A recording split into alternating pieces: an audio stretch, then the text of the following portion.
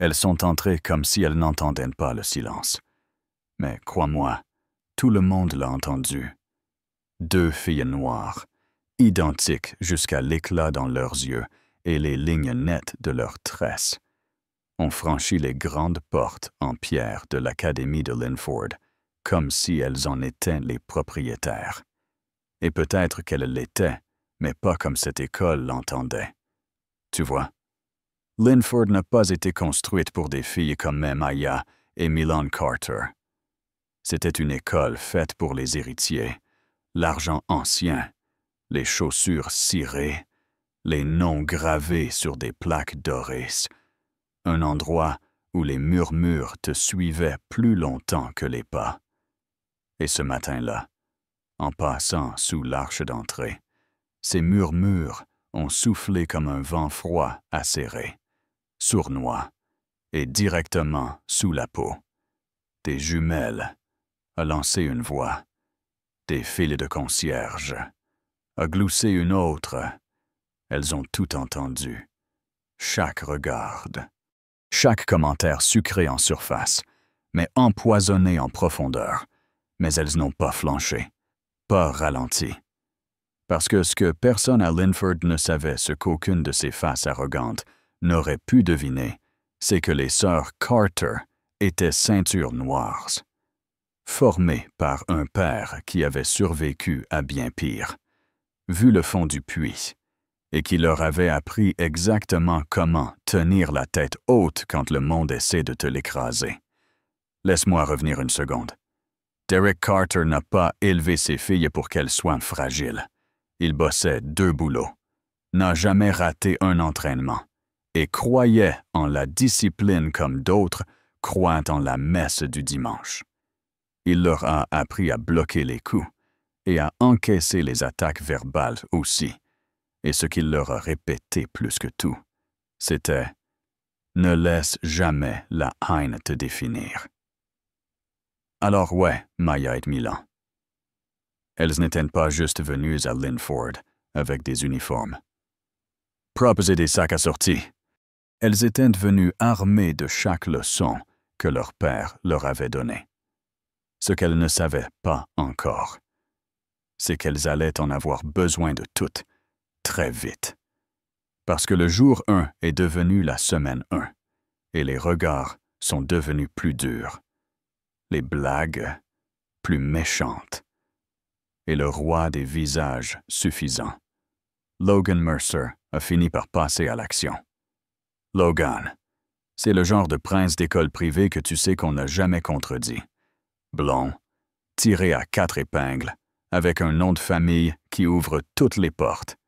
Et il ne se contentait pas de détester les jumelles, il prenait plaisir à les haïr. Il en avait fait son petit jeu. Casier claqué, boisson renversée, petits mots collés à leurs livres. Mauvaise école, les filles. Essayer le public. Maya et Milan. Elles continuaient de marcher. Tête haute, silence total. Mais chaque insulte, c'était un caillou de plus. Et même les cailloux, à force, deviennent montagnes. À la 3e semaine, les murmures avaient des crocs, les profs détournaient les yeux, les autres élèves muettes. Et Logan. Il s'échauffait à peine. « Vous allez cirer les sols après les cours. » C'était cette phrase, lâchée forte, avec le sourire, au beau milieu du couloir. Maya serrait ses livres contre elle. Milan avait les mâchoires serrées. Elles n'ont rien dit. Elles sont passées. Mais plus tard, ce jour-là, Logan et ses 2 ombres Brent et Tyler les ont acculés près de la fontaine du jardin. Ils ont bousculé Milan, fait tomber les livres de Maya et les ont appelés avec des mots qui n'avaient rien à voir avec l'uniforme et tout à voir avec la couleur de leur peau. Et là, c'en était trop. Maya a regardé Milan. Pas un mot. Juste un hochement de tête. Un seul. Plus jamais. Ce n'était pas de la rage. C'était de la détermination. Pas une explosion, une montée. Comme une marée. Lente. Lourde. Inarrêtable. Logan a souri. Grosse erreur. Parce que quand Brent a voulu repousser Maya, elle a pivoté net. Rapide lui a saisi le poignet et l'a envoyé au sol en une seule prise. Souffle coupé. Attroupement. Téléphone qui filme.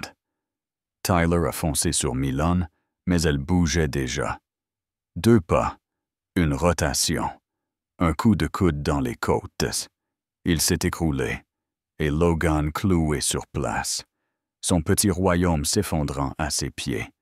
Il a tenté un coup de poing maladroit. Désespéré. Maya l'a bloqué comme si elle chassait une mouche. Puis elle s'est avancée. Calme comme une mer d'hiver. Et lui a lancé « Si c'est tout ce que t'as, alors toi, t'es pas à ta place ici. » Silence. Puis des murmures. Puis, enfin, les profs. Mais tu sais ce qu'ils n'ont pas fait. Ils n'ont pas demandé ce qu'il s'était passé. Ils n'ont pas regardé Logan. Ils ont regardé les fils noirs et les ont traînés dans le bureau du proviseur. Suspension. C'était la sanction. Pas d'avertissement. Pas de discussion. Juste une punition froide, brutale, immédiate. Et avant qu'elle sorte du bâtiment, la mère de Logan, Sandra Mercer, a débarqué comme une tempête, en hurlant sur les filles violentes et les mauvaises fréquentations, menaces de procès, exigeant l'expulsion. Tu pouvais entendre les chaises de réunion trembler. Mais ce que Sandra ne savait pas, ce qu'elle aurait dû savoir, c'est qu'on ne débarque pas en hurlant sur le porche de Derek Carter. Surtout pas quand c'est ton fils qui a commencé, et que tes mensonges tombent en miettes. Parce que ce soir-là, Sandra et son mari Greg sont arrivés.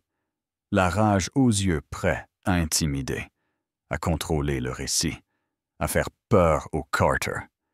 Et ça, c'était leur deuxième grosse erreur. Greg a frappé le premier, mais Derek n'a pas esquivé. Il a redirigé. Une prise. Un renversement. Greg au sol. Le porche a tremblé. Sandra a crié. S'est jetée sur lui. L'a giflé. Derek lui a bloqué le poignet, froidement. Pas de violence, juste du contrôle. La preuve qu'il savait faire face au chaos sans en devenir la proie. Les voisins sont sortis. Caméras en main. Soutiens en voix haute. Et puis, la police est arrivée. Et là, tout a basculé. Parce que cette fois, la vérité n'a pas été étouffée. Témoignages, caméras de porte, vidéos du collège. Toutes racontaient la même chose. Logan et ses copains ont commencé. Les jumelles se sont défendues. Derek a protégé son foyer. Et le coup final, le rapport de police. Signé, classé, envoyé. Expulsion immédiate pour Logan. Brent et Tyler. Quelques jours plus tard, dans le bureau du directeur. Milan a regardé droit dans les yeux de monsieur Harrington et a dit « Ce n'est pas juste pour nous, c'est pour tous ceux qui ne rentrent pas dans votre moule. » Et même lui a baissé les yeux. Ils sont sortis ensemble. Derek, Maya, Milan, une main sur chaque épaule. Pas besoin de mots. Et Linford s'est figé. Oh, les murs tenaient encore. Le vent soufflait toujours, mais le silence avait changé. Plus vide, juste, conscient. Et Maya et Milan, elles ne marchaient pas comme des survivantes. Elles marchaient comme des bâtisseuses, architectes d'un monde plus fort et mérité. Mais toi, Qu'en penses-tu? Est-ce que justice a vraiment été faite? Ou est-ce que ça n'est arrivé que parce que, cette fois, assez de monde regardait? Dis-le-moi en commentaire. Qui avait raison? Qui est allé trop loin? Et c'est quoi la justice quand le vrai harcèlement, c'est le silence? Et si cette histoire t'a touché, partage-la. Quelqu'un, quelque part, a besoin d'entendre que la force ne crie pas toujours. Parfois, elle se contente de rester debout.